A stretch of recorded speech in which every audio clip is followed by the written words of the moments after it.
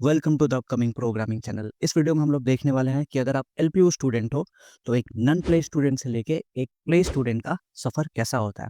मतलब इस बीच में आपको कौन-कौन सी फैसिलिटीज़ मिलने वाली है, आपको क्या-क्या फेस करना पड़ेगा, क्या सीखोगे अगर आप प्लेसमेंट पोर्टल पे रजिस्टर करते हो तब। एलपीयू के अंदर एक प्लेसमेंट पोर्टल सेल है, जिस पे अगर आप रजिस्टर करते हो, तो आप एलिजिबल हो जाते हो कोई भी अगर कंपनी आती है तो उसमें बैठने के लिए। इस वीडियो में हम लोग पूरा जानेंगे कि प्लेसमेंट पोर्टल के अंदर क्या-क्या होता है, हमें क्या-क्या सीखने को मिलता है और क्या-क्या प्रोसेस फॉलो करना पड़ता है और हम लोग एलिजिबल कैसे होते हैं। तो इस वीडियो के एंड में आप डिसीजन ले सकते हो कि आपको एलपीयू प्लेसमेंट सेल के साइड जाना चाहिए या फिर नहीं जाना चाहिए। So let's start the video. So our very first question is LPU के अंदर प्लेसमेंट क्लासेस क्या है और उनका स्ट्रक्चर कैसा होता है?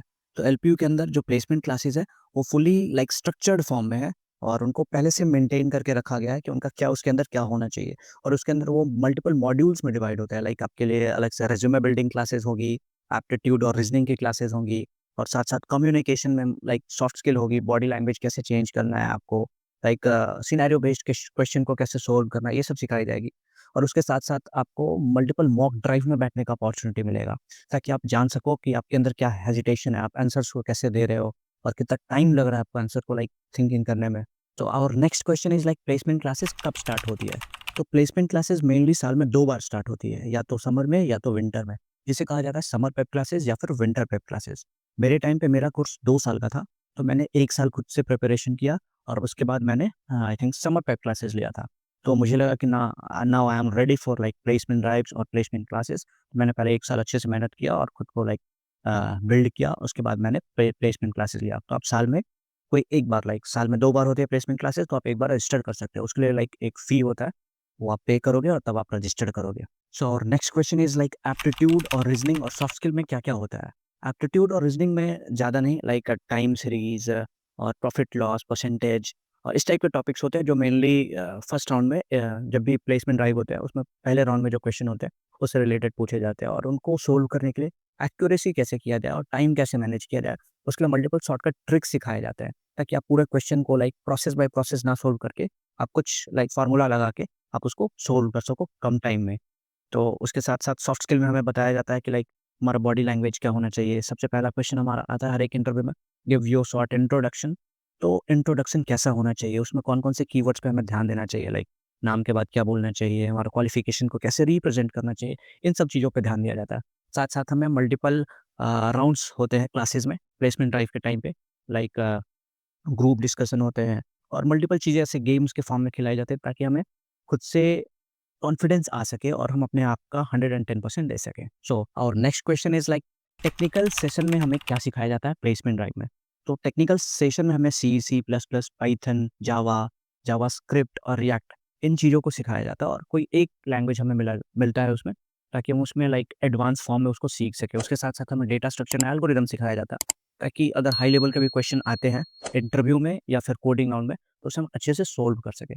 तो टेक्निकल राउंड में ज़्यादा नहीं, बस इन सब चीज़ों का एडवांस फॉर्म सिखाया जाता है और सिनेरियो बेस्ड क्वेश्चन मिलते हैं वहाँ पे। उसके अंदर उसके लिए कोक्यूब्स और हिटबुलाइज़ पे प्रैक्टिस कराई जाती है, ताकि हमें पता चल सके कि क्या लेवल का क्वेश्चन आता है और एक प्लेटफ़ॉर्म पे प्रैक्टिस करने से हमें पता चलता है, वो टाइम वहाँ साइड में हमारा टाइमर चलते रहता है, ताकि हमारे अंदर वो पीयर प्रेशर बिल्ड हो सके और उसको हम लोग कैसे झेलना है, वो हम लोग सीख सकें। तो काफ़ी हेल्पफुल होता है ये हिटबुलाइज़ और कोक्यूब्स हमारे लिए। सो और next question is very important, ये प्लेसमेंट क्लासेस फ्री होती है? नहीं, ये प्लेसमेंट क्लासेस फ्री नहीं होते, इनका कुछ रजिस्ट्रेशन चार्ज होता है। हमारे टाइम पे ये 10,000 था, 10,000, अभी का पता नहीं, अभी कुछ ज़्यादा हो सकता है। तो आपको वो पे करना पड़ेगा, उसके 10 या 15 दिन के बाद आप पे के यूएमएस और या फिर टच पे एक मैसेज आएगा that you are now registered for the placement portals, placement drives, और आपको कब से क्लासेस होगी ये सारे नोटिफ़िकेशन आएगा और रेगुलर क्लास के साथ-साथ आपके ये एक्स्ट्रा क्लासेस उसमें अटैच हो जाएँगी। तो आपको ध्यान देना पड़ेगा कि आपको इन क्लासेस को कभी मिस नहीं करना, क्योंकि इनका अटेंडेंस भी एग्रीगेट अटेंडेंस में काउंट होता है और ये अगले सेमेस्टर में भी ऐड होते हैं। तो अटेंडेंस के साथ-साथ इसमें बहुत इंपॉर्टेंट ट्रिक्स, टॉपिक्स पढ़ाए जाते हैं, जो कि डायरेक्टली कनेक्टेड होते हैं हमारे ड्राइव से। जिस ड्राइव में हम लोग बैठते हैं उसमें प्लेसमेंट ड्राइव में, उनमें डायरेक्टली ये कनेक्टेड होते हैं। हमारे इंटरव्यू का प्रिपरेशन हो गया, कोडिंग राउंड्स को कैसे निकालना है, कुछ शॉर्टकट्स भी बताए जाते हैं इन प्लेसमेंट ड्राइव्स में। तो जो आगे जाके वो बहुत हेल्प करते हैं। तो कभी भी इन चीज़ों को मिस ना करें। सो आवर नेक्स्ट क्वेश्चन है, मुझे प्लेसमेंट क्लासेस रजिस्टर करने से क्या फ़ायदा मिला? अगर जेनुइनली देखा जाए तो मेरे अंदर वो कंसिस्टेंसी नहीं था। तो प्लेसमेंट क्लासेस को रजिस्टर करके मैंने अपने अंदर वो कंसिस्टेंसी लाया और कम्युनिकेशन में मेरे अंदर थोड़ा लैकनेस था।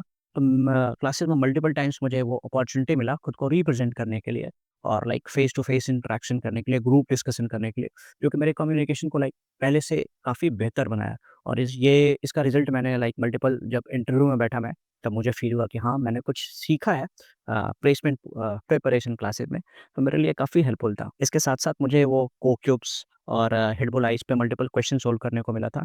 तो उससे मुझे पहले ही एक सिनेरियो पता चल गया था कि जब मैं इंटरव्यू के लिए बैठूँगा या फिर कोडिंग राउंड्स के लिए बैठूँगा, तो मुझे किस लेवल के क्वेश्चन मिलेंगे। तो हिटबुल आइस पे और कोक्यूब्स पे क्वेश्चन सोल्व करते-करते मुझे आदत हो गया था कि इस टाइप के क्वेश्चन्स आएँगे, तो वो कैपजेमिनी और एक्सेंचर में उसी टाइप के क्वेश्चन आए थे, तो वो रिलेटेड क्वेश्चन्स हैं, तो मेरे लिए वो आसान था। तो इस टाइप का हेल्प मुझे मुझे मिला। तो डेफ़िनेटली इसने मुझे बहुत हेल्प किया लाइक मेरे अंदर के जो क्वालिटीज़ थी उसको इम्प्रूव करने में, मुझे खुद में शाइन करने में। एक कमेंट आया था मेरे लाइक पिछले वीडियो में कि हमें प्लेसमेंट क्लासेस के लिए सीरियस होनी चाहिए या नहीं होना चाहिए। तो मेरा जेन्युइन सा इसमें आंसर है कि ये आप पे डिपेंड करता है। अगर आप सच में प्लेसमेंट चाहते हो, तो आपको स कंपल्सरी है कि आपको सीरियस होना चाहिए, क्योंकि अगर एक बार वो टाइम निकल गया, तो वो फिर वापस नहीं आएगा आपके लिए और फिर आप पीछे दे मुड़ के देखोगे, तो आप देखोगे आपने बहुत कुछ मिस कर दिया। तो आपको कभी भी प्लेसमेंट क्लासेस को मिस नहीं करना होता है। तो आपको रेगुलर प्लेसमेंट क्लासेस अटेंड करना है और जो भी आप सीखो उसका नोट्स बनाओ, कंसिस्टेंट रहो, जो प्लेटफ़ॉर्म मिले उस पे आप कोडिंग प्रैक्टिस करो, ताकि आगे चल के आपको हेल्प कर सके। सो और next question is like final tips उन स्टूडेंट के लिए जो प्लेसमेंट पोर्टल के रजिस्टर करने वाले हैं या फिर प्लेसमेंट पोर्टल के रजिस्टर कर चुके हैं। तो मैं यही कहना चाहूँगा कि आप अपना रिज्यूमे पे ध्यान दो। जो आप पहले से फॉर्मेट लेके चले हो और एक प्लेसमेंट लाइक क्लासेस में आपको एक फॉर्मेट मिलेगा, आप उस पे ध्यान दो। आप उसी फॉर्मेट पे अपना वो रिज्यूमे बनाओ, ताकि उसका लाइक एटीएस स्कोर अच्छा हो सके और आपको प्लेसमेंट में पहला जो स्टेज होता है, उसको क्लियर करने में कोई लाइक डिफ़िकल्टीज़ ना हो, क्योंकि हमारा जो पहला राउंड होता है वही हमारा होता है लाइक रिज्यूमे या फिर सीवी फ़िल्ट्रेशन होता है। तो आप वो जो 2 रिज्यूमे का फ़ॉर्मेट मिलेगा उसको फ़ॉलो ज़रूर करो। एक हमारा जनरल सीवी होता है और एक स्पेशलाइज़्ड सीवी होता है। मतलब अगर कोई स्पेसिफ़िक रोल के लिए आता है, उसके लिए हम लोग अलग से सीवी या फिर रिज्यूमे बनाते हैं। तो उन 2 चीज़ों को आप ज़रूर फ़ॉलो करो। उसके साथ-साथ आप कंसिस्टेंट रहो, लाइक मल्टीपल प्लेटफ़ॉर्म्स है, हैकररैंक है, कोडसेफ है और ये कोक्यूब्स है। इन सब पे आप रेगुलर क्वेश्चन्स बनाते रहो, ताकि आपको एक बार सडन लोड ना बढ़े और आप छोटे-छोटे क्वेश्चन्स को करते-करते आप देखोगे आप कंसिस्टेंट रहते-रहते आप बिग प्रॉब्लम्स को आसानी से सॉल्व कर रहे हो। और इन द एंड मैं यही कहना चाहूँगा कि आप सेल्फ स्टडी पे भी ध्यान दो। इन ये सारी क्लासेस तो इम्पोर्टेंट है, बट मोस्ट इम्पोर्टेंट है आपकी सेल्फ स्टडी क्लासेस कि आप खुद से एनालाइज़ क्या करते हो कि आपको क्या इम्प्रूव करना है और उन चीज़ों पे आपको ध्यान देना चाहिए और रेगुलर लाइक प्रोग्रामिंग करते रहो। आई थिंक ये वीडियो देख के आपको बहुत हेल्प मिलेगा कि एक नॉन प्ले स्टूडेंट को प्ले स्टूडेंट बनने में क्या-क्या फेस करना पड़ता है और एलपीयू के अंदर जो प्लेसमेंट क्लासेस होती है उसके अंदर क्या-क्या हमें सिखाया जाता है और वो जो ड्राइव्स होती है उसमें क्या-क्या हमें फेस करने को मिलेगा। इस वीडियो से आई होप आपको वो चीज़ें क्लियर हो जाएँगी और आपको डिसाइड करने में हेल्प मिलेगा कि आपको कब लेना चाहिए प्लेसमेंट ड्राइव या फिर नहीं लेना चाहिए। So thank you for watching this video. I hope you like this video. If you like this video, please like, share and subscribe. And if you have any question, please comment in the comment sections. I will try to reply or other consistent multiple questions आते हैं. I will try to create a video on depend upon these questions. So see you in the next video.